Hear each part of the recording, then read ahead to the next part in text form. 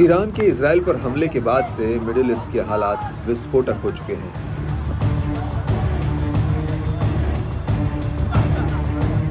ऐसा माना जा रहा है कि इजराइल अब ईरान के परमाणु ठिकानों पर हमला कर सकता है और अगर ऐसा हुआ तो इजराइल हिजबुल्लाह के युद्ध में ईरान सीधे कूदेगा। हालांकि ईरान ने पहले ही इजराइल को नसीहत देते हुए कहा कि वो उसके हमले की जवाबी कार्रवाई से दूर रहे और अगर नेतन्याहू ने ऐसा किया तो उसका नतीजा बेहद ही भयावह होगा। हालांकि अमेरिका पहले ही कह चुका है कि वो हर हालातों में इजराइल की ढाल बनकर खड़ा रहेगा, लेकिन अब इस झगड़े में रूस भी कूद चुका है। दरअसल रूस के विदेश मंत्रालय की प्रवक्ता मारिया ज़खारोवा ने कहा कि इजराइल की गाजा और लेबनान के ऊपर जंग मिडिल ईस्ट में एक बड़ी लड़ाई छेड़ रही है और ये सब कुछ अमेरिका की मिडिल ईस्ट में नाकाम नीति का नतीजा है। ज़खारोवा ने अपने बयान में कहा कि अमेरिका की नीति मौजूदा तनाव का कारण है। जब से अमेरिका ने संयुक्त राष्ट्र में गाजा युद्ध के रोकने के प्रस्ताव को वीटो किया, तब से ये चल रहा है।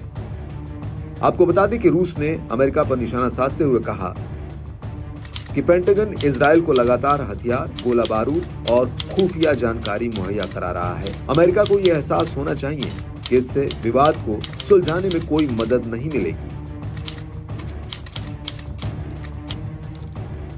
रूस का कहना है कि अमेरिका को सबसे पहले इजराइल को हथियारों की सप्लाई बंद करनी होगी।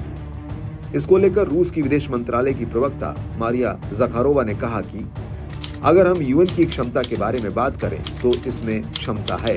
अरब इजराइल संघर्ष क्षेत्र में लगभग 1 साल से चल रहा अभूतपूर्व रक्तपात जो एक बड़े क्षेत्रीय युद्ध में बदल रहा है, इसके लिए अंतर्राष्ट्रीय समुदाय से एक प्रतिक्रिया की जरूरत है। यूएन के अलावा और कहां इस प्रतिक्रिया पर काम किया जाना चाहिए। ज़खारोवा ने अपने इसी बयान में आगे कहा कि हमने बार बार कहा कि 7 अक्टूबर को हमास के हमले हर तरह की निंदा के लायक हैं, लेकिन 1 साल बाद हम देखते हैं कि ये फिलिस्तीनियों को सामूहिक दंड देने का एक मौका बन गया है। गाजा में लाखों फिलिस्तीनियों को दंडित किया जा रहा है, जिनमें से हजारों पहले ही मर चुके हैं और अब लेबनानी, सीरियाई, यमनियों को भी दंडित किया जा रहा है।